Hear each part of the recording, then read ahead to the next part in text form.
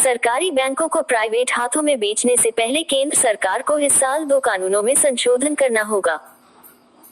इन सरकारी बैंकों के निजीकरण के लिए सरकार को बैंकिंग कंपनीज उपक्रमों का अधिग्रहण और हस्तांतरण act 1970, banking companies acquisition and transfer of undertakings act 1970 और बैंकिंग कंपनीज उपक्रमों का अधिग्रहण और हस्तांतरण एक्ट 1980 में संशोधन करना पड़ेगा।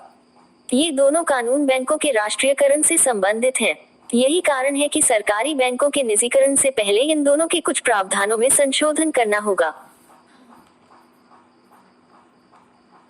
सूत्रों से प्राप्त जानकारी के मुताबिक सरकार इन दोनों कानून में संशोधन का प्रस्ताव संसद के मॉनसून सेशन में लाएगी, क्योंकि मौजूदा सत्र यानी बजट सत्र के लिए सरकार विधायी कार्यों की घोषणा पहले ही कर चुकी है।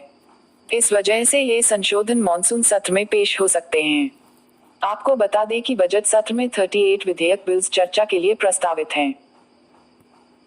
इनमें finance bill 2021, supplementary demand for grants 2021, national bank for financing infrastructure and development bill, NABFID bill और cryptocurrency and regulation of official digital currency bill 2021, cryptocurrency and regulation of official digital currency bill शामिल हैं।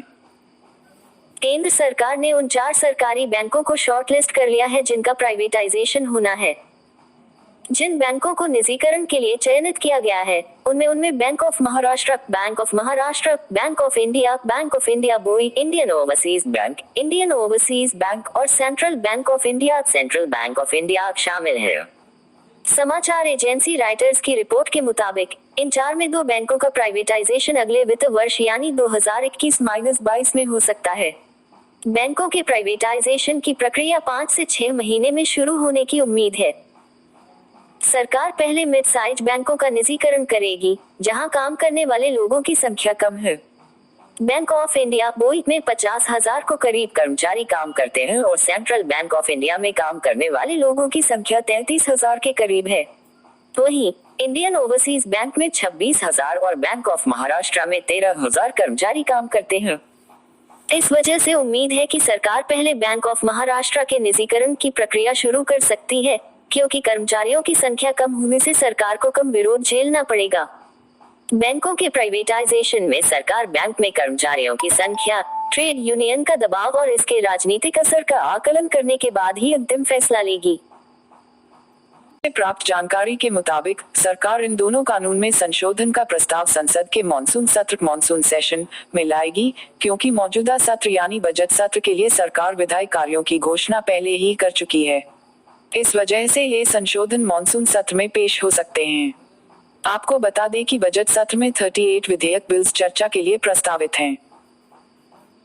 इनमें finance bill 2021, supplementary demand for grants 2021, national bank for financing infrastructure and development bill, NABFID bill और cryptocurrency and regulation of official digital currency bill 2021, cryptocurrency and regulation of official digital currency bill शामिल हैं।